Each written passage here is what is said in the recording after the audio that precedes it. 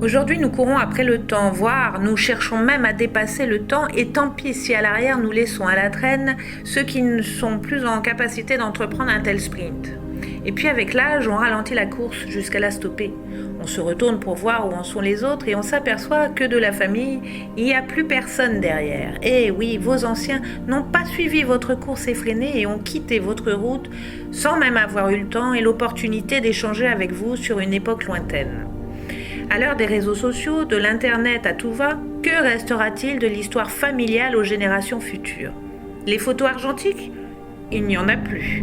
Les cartes postales et les lettres? Plus besoin, il y a les mails.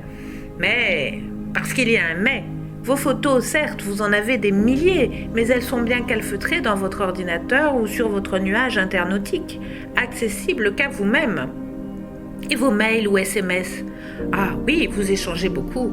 Mais après votre passage sur Terre, ils s'évaporeront dans les méandres de l'oubli internautique. En attendant, de nos anciens, il ne nous reste que des boîtes pleines de papier griffonné, des lettres, des cartes postales et des photos de plusieurs générations. Hélas, bien souvent derrière celles-ci, il n'y a aucun commentaire, un silence sidéral sur les protagonistes. Tant qu'il est encore temps, stoppez votre course effrénée vers l'avenir. Prenez le temps d'aller voir vos anciens, d'ouvrir les albums poussiéreux et de noter à l'arrière, avec eux, les noms des personnes qui se trouvent sur les photographies. Nos anciens, ils adorent parler de leur vie passée, et la mémoire du passé est souvent bien plus précise que la mémoire immédiate. Alors oui, peut-être que vous ne vous intéressez pas à la famille, les histoires, mais pensez que peut-être dans 1, 2, 3 ou 4 générations, un petit de votre nom sera heureux de découvrir d'où il vient et qui forme sa longue, grande et unique famille. Voyez donc ce que je découvre dans les vieilles boîtes familiales. Des centaines de photos, des cartes postales à ne plus savoir où les ranger et personne pour me dire qui est qui. Personne, car il n'y a ni oncle, ni tante et encore moins des cousins. 2 générations d'enfants uniques, autant dire une transmission par l'oral inexistante. Un faire-part de décès au nom de Charlotte Marie Kirschving.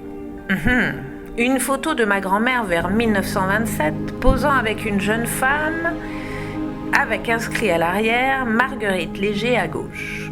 Autre photo prise le même jour avec la famille de ma grand-mère, avec toujours cette Marguerite Léger, mais avec 2 autres femmes qui me sont inconnues. Des membres de la famille? Des amis? Oh, j'ignore tout. D'où l'importance de revisiter ces moments avec vos anciens avant qu'ils ne partent pour le grand voyage. Alors ma gymnastique d'enquêtrice liée à mon métier de généalogiste ainsi que ma pugnacité me permettent de répondre à la question. Qui sont ces personnes? Comme pour l'affaire Brûlé, ma ténacité a porté ses fruits et mes découvertes sont allées au-delà de mes espérances.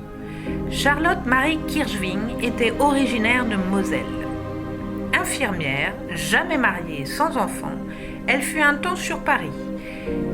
Elle était une amie très chère de la famille de ma grand-mère, présente au mariage de Jean, frère de ma grand-mère, en 1923, mais aussi au mariage de mon aïeul Fernande en 1928. Marguerite Léger, de son nom de jeune fille Jung, était la nièce de Charlotte Marie Kirschving, chez qui elle vivait en 1926, avant d'épouser André Léger en 1927. La grande dame à droite de la photo de groupe est aussi une très grande amie de la famille, américaine d'origine allemande, Louise Elisabeth Bartel, épouse Coquet.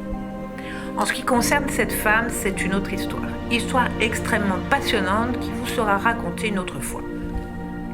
La famille Kirschving était donc amie avec la famille de ma grand-mère et plus encore.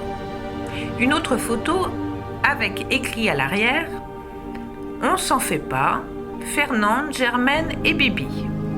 Ah, la belle affaire, que des prénoms, je vais aller loin avec ça. Fernande, c'est ma grand-mère. Bibi, c'est mon grand-père. Drôle de surnom pour Auguste.